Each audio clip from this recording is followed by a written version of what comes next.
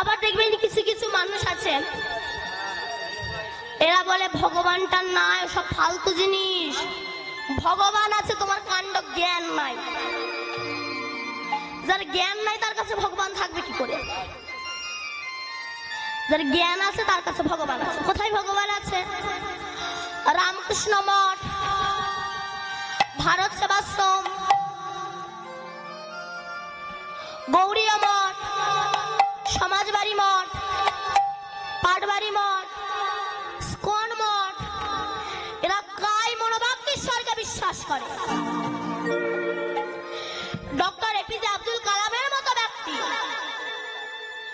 ইনি পর্যন্ত আনন্দবাজার পত্রিকায় বড় বড় অক্ষরে লিখেছেন, আমি গীতাও পড়ি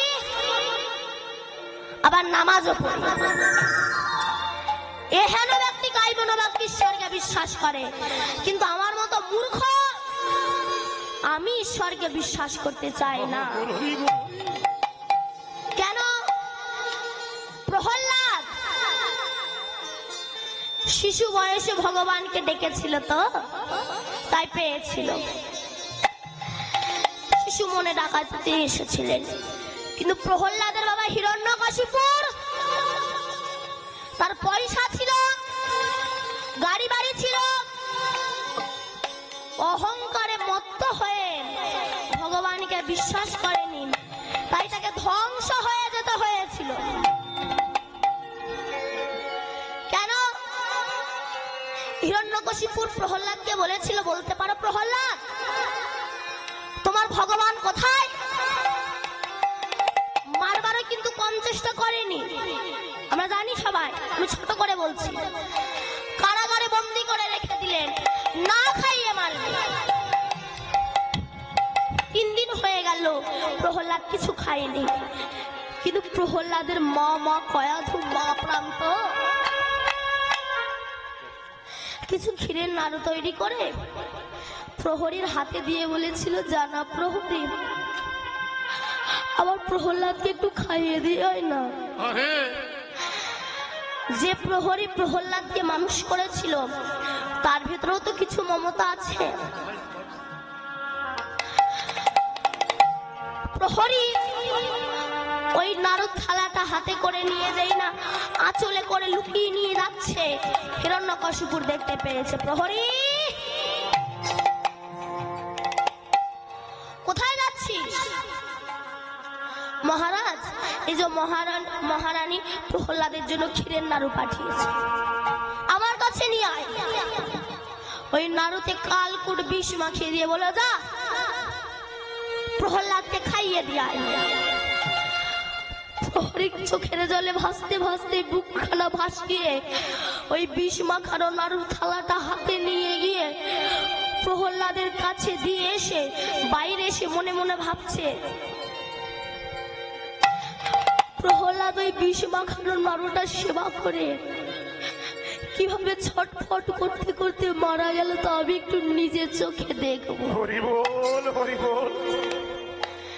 এই বলে কারাগারের ওই ছিদ্র দিয়ে দেখছে। প্রহ্লাদ এমন সময় একটা নাড়ু হাতে তুলে নিয়ে ডাকছে, হে গোবিন্দ, হে দয়াময়, ভক্ত ডাকলে তাকে তুমি তার ডাকে সাড়া দাও। আমি তো তোমাকে কিছু না দিয়ে খাই না ঠাকুর, তুমি এসো, তুমি নিজে আগে সেবা করবে, তারপরে আমি সেবা করব। হঠাৎ প্রহরী দেখলো কারাগার অন্ধকার ঘরটা যেন আলোয় পরিপূর্ণ হয়ে গেছে। কে যেন একজন রূপমাধুর্য, যার বদনের দিকে তাকালে নয়ন আর ফেরানো যায় না। প্রহরী বলছে, তাহলে ওই বুঝি প্রহ্লাদের ভগবান।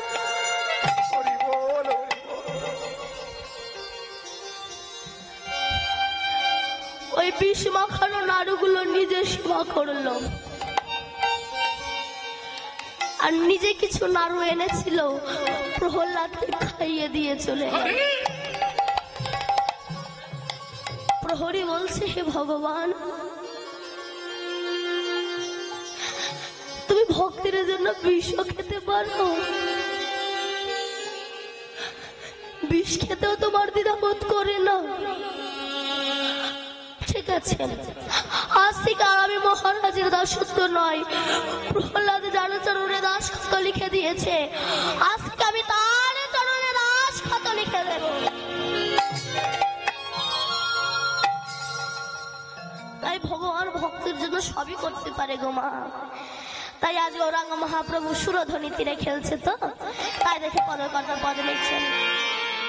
ভুজ যুগ তুলি গোরা গোরা নাচি নাচি যা,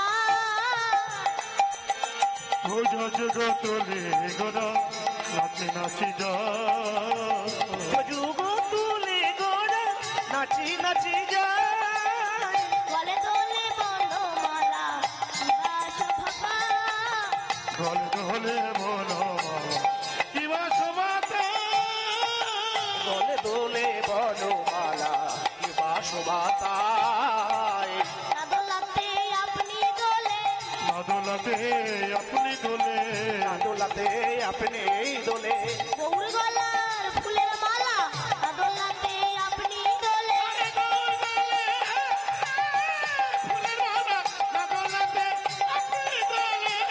গলার ফুলের মালা না দোলাতে আপনি দোলে, গৌর গৌর গৌর বলে, না দোলাতে আপনি দোলে, গৌর বলে না দোলাতে আপনি দোলে, গৌর গৌর বলে না দোলাতে আপনি দোলে, দুলতে দুলতে বেড়ে চলেছে, বেড়ে চলেছে, দুলতে দুলতে বেড়ে চলেছে, গৌর চরণ পাবে বলে, দুলতে দুলতে বেড়ে চলেছে, গৌর চরণ পাবে বলে দুলতে দুলতে বেড়ে চলেছে, গৌর চরণ পাবে বলে দুলতে দুলতে বেড়ে চলেছে, আগৌর প্রাণ গৌর বলে, দুলতে দুলতে বেড়ে চলেছে, আগৌর প্রাণ গৌর বলে দুলতে দুলতে বেড়ে চলেছে, আগৌর প্রাণ গৌর বলে দুলতে দুলতে বেড়ে চলেছে, গৌর গৌর গৌর বলে, দুলতে দুলতে বেড়ে চলেছে, গৌর গৌর গৌর বলে বলি গৌর কৃপা করো বলে, দুলতে দুলতে বেড়ে চলেছে, করো বলে দুলতে বেড়ে চলেছে, গৌর কৃপা করো বলে গৌর চরণ পাবে বলে, আরে গৌর চরণ পাবে, দুলতে দুলতে বেড়ে চলেছে, দুলতে দুলতে বেড়ে চলেছে। ভগবান ভক্তের জন্য বিষ খেয়েছিলেন। ভগবান ভক্তের জন্য কি না করতে পারে, ভগবান ভক্তের জন্য সবই করতে পারে। ভগবান ভক্তের জন্য ভিক্ষা পর্যন্ত করেছিলেন। রবি রবি কেন? যিনি জগতে সকলের আহার জোটায়, সকলের আহার জোটায়। কেন? আমি যখন মাতৃগর্ভে ছিলাম আমি কি খাবো? মায়ের নারীরা যিনি সন্তানের নারীর সঙ্গে অ্যাটাচ করে দিয়েছিলেন, বাইরে থেকে কেউ জুড়ে দিয়েছিল না তো, একজনা জুড়ে দিয়েছিল, তিনি হচ্ছেন আমার পরম বন্ধু। তারপর আমি পৃথিবীতে এসে কি খেয়ে বেঁচে থাকবো? আমার জন্মানোর আগে আমার মাতৃস্তন অমৃতের ভান্ডার চলে আসে। সেই দুগ্ধ কতটা মিষ্টতা হলে, কতটা উষ্ণ হলে দুধের শিশু বারবার খাবে, তিনি মিৎকার করে পাঠিয়ে দিয়েছেন। এমন পরম বন্ধু বুঝে আর জগতে হয় না। রাধে যিনি জগতে সকলের আহার জোটায়, সেই ভগবান ভক্তের জন্য ভিক্ষা করেছে। এর কত প্রমাণ আছে? নীলাচলে মহাপ্রভু হরিদাস ঠাকুরের জন্য ভিক্ষা করেছে, আজও সেই দিনটা পালিত হয়। সেই হরিদাস নির্যাস মহোৎসবে যে কিছু দান করে কিংবা সেখানে প্রসাদ পায় কিংবা হরিনাম শ্রবণ করে, ওই দিনটায় তার অচিরেই কৃষ্ণ ভক্তির উদয়। হরি বল হরি বল। অগ্রদ্বীপে গোবিন্দ ঘোষের জন্য আমার গোপীনাথ ভিক্ষা করেছিলেন। সেই যে বাবা হরিতকে মুখাশুদ্ধি সঞ্চয় করে রেখেছিল না, আমার মহাপ্রভু আর সঙ্গে নিলেন না, রেখে চলে গেলেন। সেখানে একটা কুঠির বাঁধলেন, বিবাহ করলো, সংসার হলো, স্ত্রী হলো, পুত্র হলো। কিন্তু দুর্ভাগ্যের বিষয় কি জানো মা? স্ত্রীটা আগে মারা গেল, পুত্রটা পরে মারা গেল। ওই 5 বছরের বাচ্চা ছেলেকে কোলে তুলে নিয়ে গঙ্গার ঘাটে গিয়ে সমাধি দিয়ে এসে গোপীনাথের চরণে পড়ে বলছে, গোপীনাথ, হরি বল, হরি বল। গোপীনাথ, তুই আমার স্ত্রীকে কেড়ে নিলে, আমার পুত্রটাকেও কেড়ে নিলে গোপীনাথ। ঠিক আছে, আমি আর কোনোদিনও তোকে কিছু সেবা দেবো না, তোর সঙ্গে কথা বলবো না। নিজে কিছু সেবা করেন আর গোপীনাথকেও কিছু সেবা দেয় না। 3 দিন হয়ে গেল, আর কষ্টি পাথরের ঠাকুর আমার গোপীনাথ থাকতে পারলেন না, বেরিয়ে এসেছেন। বাবা, ও বাবা, বাবাকে যে আমাকে বাবা বলে ডাকবে তাকে তো আমি গঙ্গার ঘাটে রেখে এসেছি, তাহলে কি আমায় বাবা বলে ডাকছে? বাবা, আমি তোমার কষ্টি পাথরের বিগ্রহ গোপীনাথ। গোপীনাথ, কথা বলতে পারিস? কথা বলা ঠাকুর আমার ঘরে থাকতে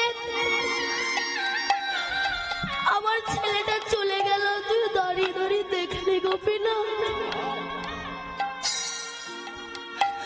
তুই এত নিষ্ঠুর। আমি তো তোর কাছে চাই না আমার স্ত্রী দে, পুত্র দে, কেন দিলি আর কেন বা নিলে বলতো তুই? বাবা, খুব খিদে পেয়েছে, কিছু খেতে দাও না। গোপীনাথ, আমার স্ত্রীকে পুত্রকে দুজনকেই কেড়ে নিয়েছিস, এখন তুই খেতে চাইছিস? বাবা, ওটা তোমার ঔরজাত সন্তান বলেন, আর আমি পাথরের বিগ্রহ বলে তুমি আমাকে খেতে দেবে না? জানিস গোপীনাথ, কোন বাবা মার যখন সন্তান হয় তাদের কিন্তু মনে একটা বাসনা জাগে, কি আমার মৃত্যুর সময় আমার পুত্র আমার কানের ধারে এসে হরিনাম শোনাবে, আমার মুখে জল দেবে। কে বলতো আমার কানের ধারে হরিনাম শোনাবে, আমার মুখে জল দেবে? তুই বল। গোপীনাথ বলল, বাবা, কথা দিলাম তোমার মৃত্যুর সময় তোমার কানের ধরে আমি হরিনাম শোনাবো, আমি তোমার মুখে জল দেব, আমি কাছা পড়বো, আমি 1 মাস অবিষণ্ণ খাবো, আমি পিণ্ডদান করবো, আমি সাধু ক্রিয়া করবো, আমি বাৎসরিক ক্রিয়া করবো। খেতে দাও না বাবা। যে বাবা মা মনে করে আমার তো সন্তান নাই, যাদের হয় না, আমাকে কে দেখবে? ইহ জগতের সন্তান কিন্তু মা চায়, স্বার্থের জন্য ভালোবাসবে। আমার বলার দরকার নেই, ঘরে ঘরে যে বৃদ্ধ বাবা মায়েরা বসে আছে, আপনারাই তো ভাবতে পারছেন, নিজের জীবনের সঙ্গে মিলিয়ে নেবেন কথাগুলো। সন্তানটাই তো কি হয়েছে, মাধবটিকে একটু ভালোবাসা যায় না? হরি বল, হরি বল। আমার স্ত্রী পুত্রের জন্য এত কিছু করি, ভগবান বলছে আমাকে বেশি কিছু দিতে হবে না, ওর মাঝখানে কি আমাকে একটু ভালোবাসা যায় না? ভালোবাসা একবার দেখো তাকে,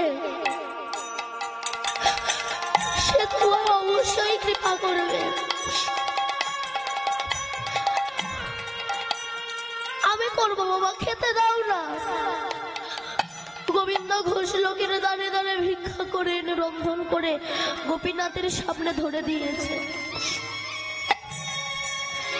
1 দিন গেল, 2 দিন গেল, 3 দিন গেল, 1 বছর, 2 বছর, বছরের পর বছর, বহু বছর চলে গেল।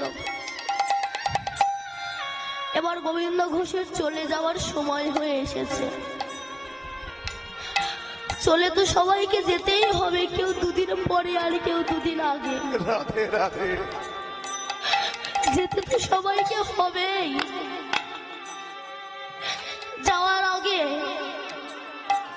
যে কাজের জন্য পৃথিবীতে এসেছিলে সেই কাজটা একবার হলেও অন্তত করো।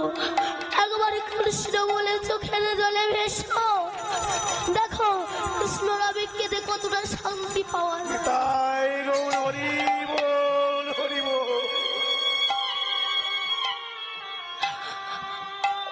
গোপীনাথ মনে মনে ভাবছেন, আমার বাবার তো চলে যাওয়ার সময় হয়েছে, আমি যে আমার বাবাকে বলেছি মৃত্যুর সময় তার কানের ধারে আমি হরিনাম শোনাবো, তাই আমার গোবিন্দ ভক্তের মাথাটা কোলে নিয়ে, অর্থাৎ সন্তান পিতার মাথাটা কোলে নিয়ে আজ নাম শোনাচ্ছে।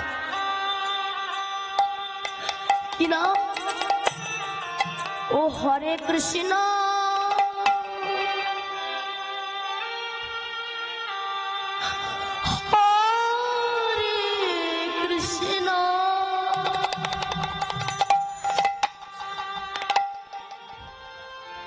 কৃষ্ণ কৃষ্ণ হরে হরে, হরি বল, হরি বল। হরে রাম হরে রাম, রাম রাম হরে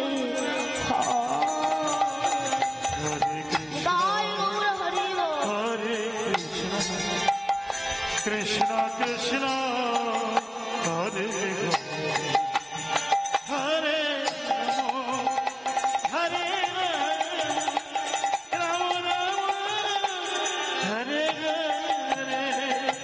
কৃষ্ণ হরে কৃষ্ণ, কৃষ্ণ কৃষ্ণ হরে হরে রাম, হরে রাম, রাম রাম হরে হরে। হরে কৃষ্ণ। এই সেই নাম যে নাম করলে মানুষ জ্বালা থেকে নির্বাপিত হয়, কিন্তু আমরা এমন মূর্খ, সংসার নিয়ে মেতে আছি, একবার জুড়াবারও চেষ্টা করলাম, হরি বল, হরি বল। এই সংসার বিষানলে দিবানিশি হিয়া জলে আমি জুড়াইতে না করি উপায়। তাই গৌর হরি বল। একবার তো এই জ্বালা আমি দূরীভূত করার জন্য একবারও নাম গাইলাম না, এবারও আক্ষেপে বড় দুঃখ আমাদের জীবনে। হরে কৃষ্ণ হরে কৃষ্ণ কৃষ্ণ কৃষ্ণ হরে হরে, হরে রাম হরে রাম, রাম রাম হরে হরে। তাই হরি বল। হরে কৃষ্ণ কৃষ্ণ কৃষ্ণ হরে হরে হরে রাম হরে রাম রাম হরে হরে হরে কৃষ্ণ হরে কৃষ্ণ, কৃষ্ণ কৃষ্ণ হরে হরে, হরে রাম, হরে রাম, রাম রাম হরে হরে। মুখে জলটা ঢেলে দিল, প্রাণটা চলে গেল।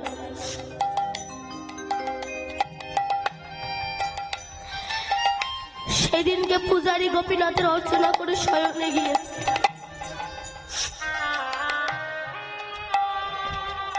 গোপীনাথ অমনি আমার পূজারীকে স্বপ্নাদেশ করলো, পূজারী পূজারী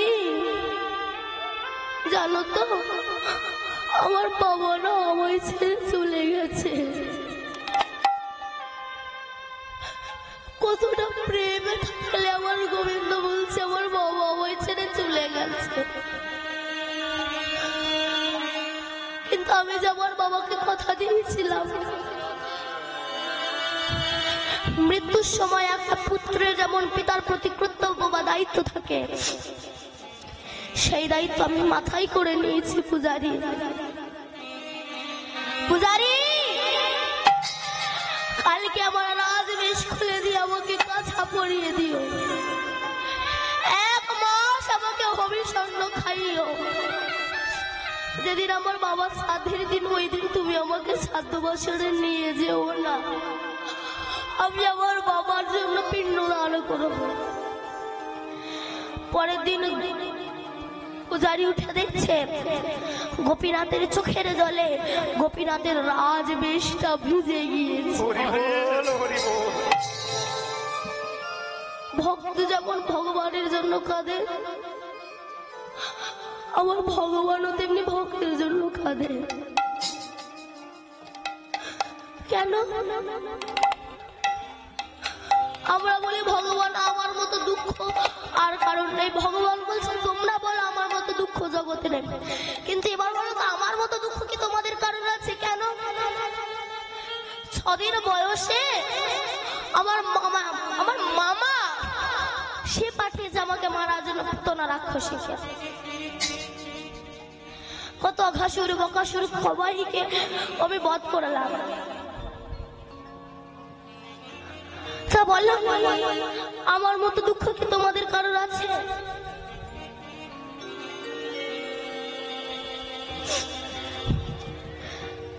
গোপীনাথের চোখের জলে যখন গোপীনাথের রাজবেশ ভিজে গিয়েছে, অমনি পূজারি গোপীনাথের ওই রাজবেশ খুলে দিয়ে কাছা পরিয়ে দিয়েছে, 1 মাস হবিষণ্ণ রন্ধন করে খেতে দিয়েছে।